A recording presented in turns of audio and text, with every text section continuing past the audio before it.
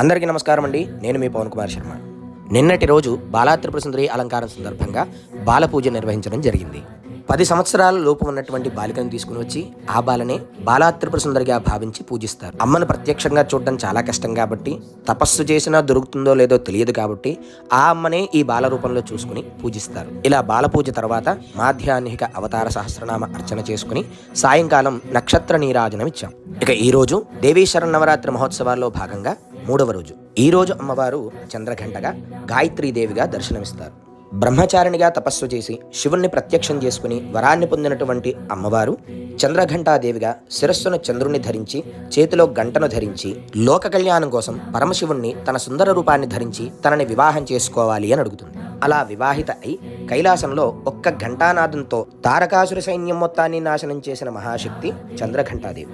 ఈరోజు మనం జపించాల్సిన నామం ఓం చంద్రఘంటాయే నమః.